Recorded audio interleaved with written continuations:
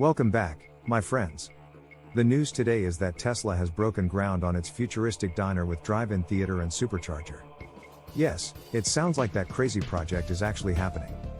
This comes on the heels of earlier news that electric vehicle sales in US hit the accelerator pedal, even beyond California. That is because lithium-ion battery cell prices have declined over 30% in 18 months. What does it mean for Tesla and other electric vehicle sellers? What does it mean for the US economy? And, what does it mean for the future of the United States? But, before we get into that, please hit the like button. Please leave us a comment below, we would love to hear from you. Please hit the subscribe button and the bell icon so that you are notified of upcoming videos. And, before we continue, a word from the sponsor of this video. Today's sponsor is ProWorldNet.com. ProWorldNet.com is a job website specifically dedicated to licensed professions. Doctors, including any type of specialty. Nurses, and that includes all grades of nurses. Lawyers, regardless of area of legal focus.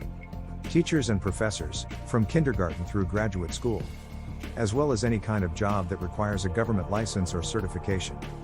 And ProWorld.net also includes short-term gig-type jobs as well. So, be sure to check out ProWorldNet.com if you are looking for a job or an employee.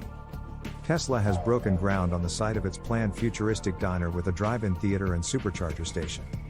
This project has been in the works for a long time.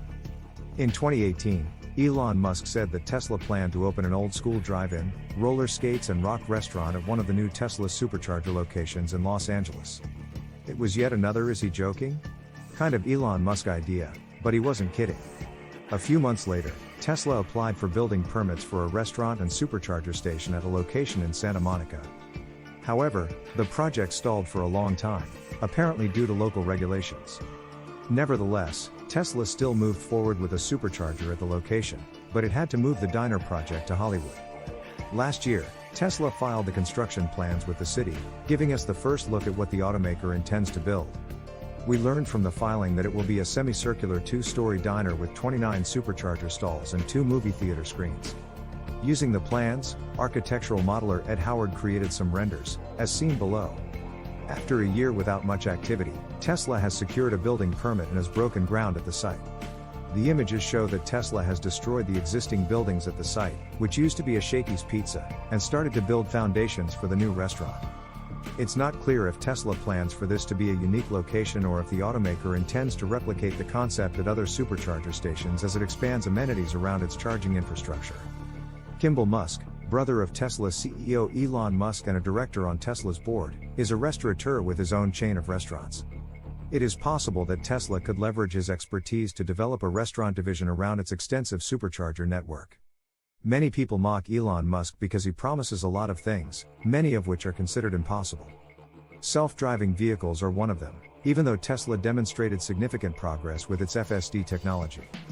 Still, Musk announced in 2016 that Tesla cars would drive themselves as early as 2018.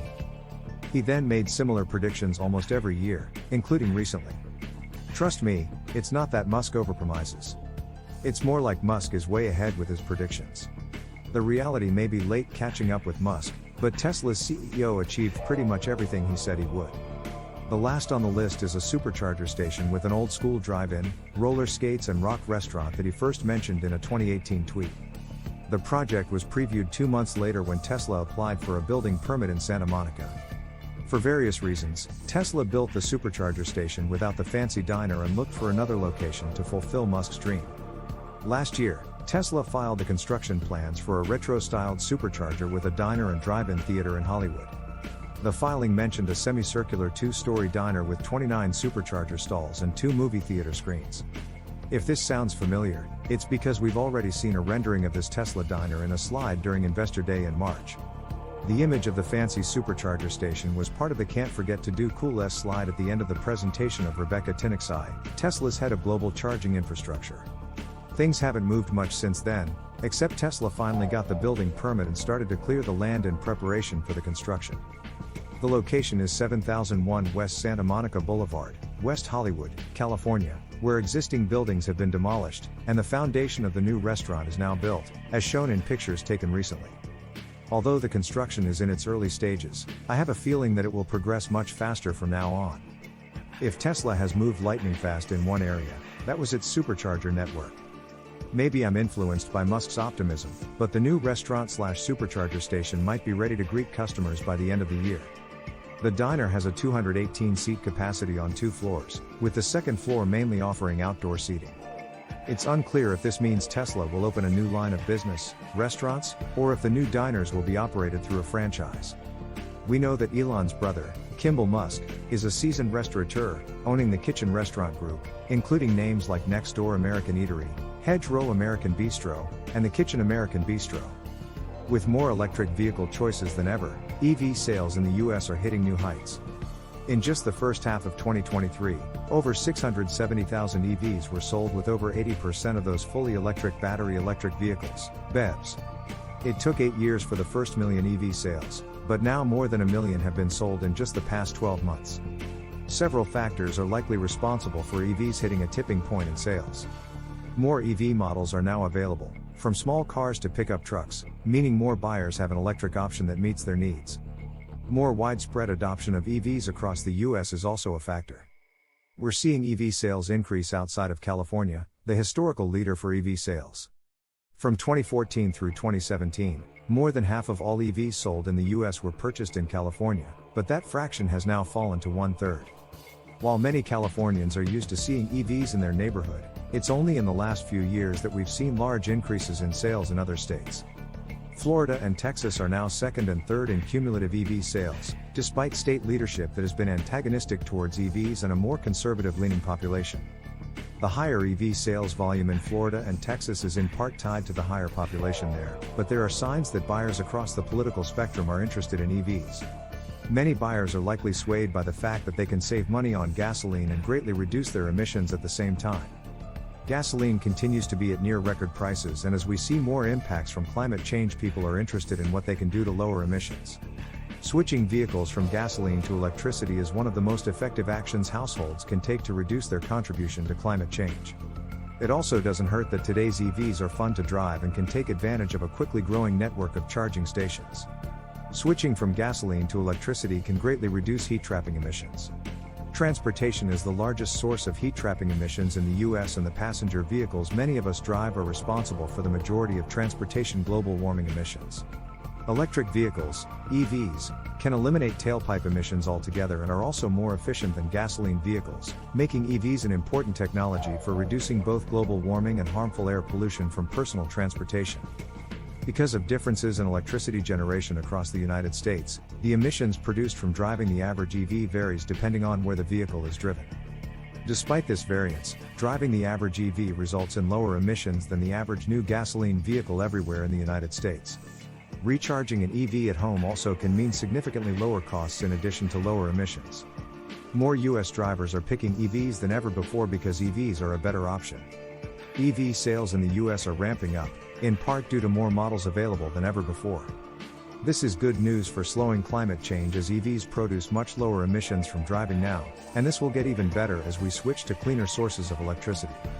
It's also good for households across the US, as switching from gasoline to electricity can have significant saving on refueling costs. One of the biggest hurdles to electric car proliferation is the cost. According to Cox Automotive, new EVs are selling on average about $5,000 more than gas-powered vehicles, $53,469 versus $48,334. While government incentives can negate some of that gap, and electric cars don't need pricey gasoline or as much maintenance to drive around, consumers still don't view EVs as a bargain buy. For the last decade, various research firms have postured that EV batteries need to see prices decline to $100 per kilowatt hour in order to achieve parity with gas cars. In July, the average weighted price of a kilowatt hour worth of battery dropped below that for the first time in 2 years. In spite of significant monetary inflation, prices are still dropping, and soon the price of an electric car drivetrain will be less or equal to a gasoline vehicle to produce. The biggest single factor in this price cut has been passed on from the value of the raw materials. Lithium prices have halved since the beginning of 2023, cobalt prices have reached their lowest in history, and battery metals like nickel are down 25% so far this year. Additional reductions in price come from government subsidies, stronger market competition, and improvements in battery chemistry. Chinese-produced NCM811 battery cells have dropped to just $82.60 per kilowatt hour, which is there or thereabouts the price point needed to assemble a $100 per kilowatt hour pack. This is a far cry from where lithium-ion battery packs used to be. When the original Nissan Leaf was introduced back in 2011, the average price for a kWh of energy was near $1,000. To literally see that price decimated in just 12 years is pretty astonishing, especially when recent sky-high inflation is connected. With a new source for lithium having just been uncovered at the McDermott caldera, a long-dormant supervolcano on the border between Nevada and Oregon, it's likely those prices will only continue to come down. It could change the dynamics of lithium globally, in terms of price, security of supply and geopolitics. The US would have its own supply of lithium, and industries would be less scared about supply shortages. What do you think? Please hit the like button. Please leave us a comment below, we would love to hear from you. Please hit the subscribe button and the bell icon so that you are notified of upcoming videos. Please share this video on social media. Thank you for watching.